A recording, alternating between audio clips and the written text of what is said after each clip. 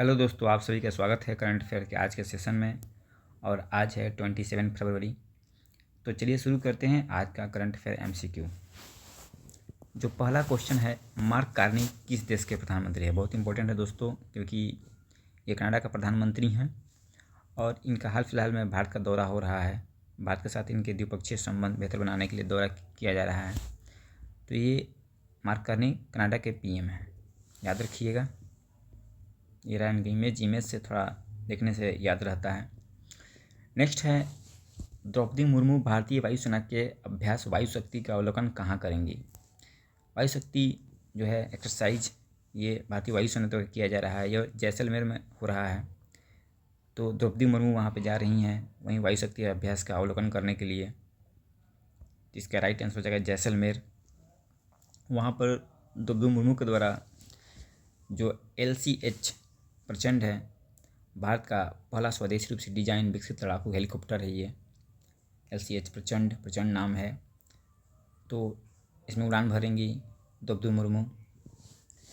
Next है, नरेंद्र मोदी ने Instagram पर कौन सा ऐतिहासिक आंकड़ा पार किया। तो इनके फॉलोअर हो चुके हैं इंस्टाग्राम पे 100 मिलियन फॉलोअर इनके इंस्टाग्राम पे हो चुके हैं और विश्व के ये पहले नेता बन चुके हैं जो सबसे अधिक इनके फॉलोअर हैं। सेकंड स्थान पे USA के राष्ट्रपति ट्रंप। तो ये बहुत इम्पोर्टेंट है। नेक्स्ट है, पीएम नरेंद्र मोदी को सीसेट अध्यक्ष पदक किस देश की संसद का सर्वोच्च सम्मान है। इनको सीसेट अध्यक्ष पदक दिया गया है और ये इजराइल की जो संसद है उसके द्वारा प्रदान किया गया है पीएम मोदी को। तो ये वहाँ की संसद के द्वारा दिया गया सर्वोच्च सम्मान है जो नरेंद्र मोदी को दिया गया है। नेक्स्ट है, राष्ट्रीय आरोग्य मेले 2026 का उद्घाटन कहाँ किया गया। तो ये राष्ट्रपति द्रौपदी मुर्मू के द्वारा किया गया है और ये महाराष्ट्र के सेगांव में ये इसका उद्घाटन किया गया है राष्ट्रीय आरोग्य मेले का। नेक्स्ट क्वेश्चन है, सऊदी अरेबिया ने कितने देशों से मुर्गी और अंडे के आयात पर प्रतिबंध लगाया है। दोस्तों, सऊदी अरेबिया के द्वारा 40 देशों पर जो है मुर्गी और अंडे के इंपोर्ट पे प्रतिबंध लगा दिया गया है, क्योंकि अभी हाल फिलहाल में बर्ड फ्लू जो है उसकी घटनाएं बढ़ी हुई दिखाई दे रही हैं और बर्ड फ्लू जो है H5N1 ये एफ्लुएंजा वायरस होता है, इसी से फैलता है खास करके मुर्गियों में। इसी कारण से ऐतिहासिक रूप से सऊदी अरेबिया द्वारा 40 देशों पे जो मुर्गी और मुर्गा आयात किया जाता है उसे प्रतिबंध लगा दिया गया। नेक्स्ट है, भारत के पहले परिणाम आधारित पर्यावरण पुरस्कार का नाम क्या है। यानी रिजल्ट बेस्ड या आउटकम बेस्ड जो इन्वायरमेंटल पुरस्कार है उसका नाम है जीरो प्राइज।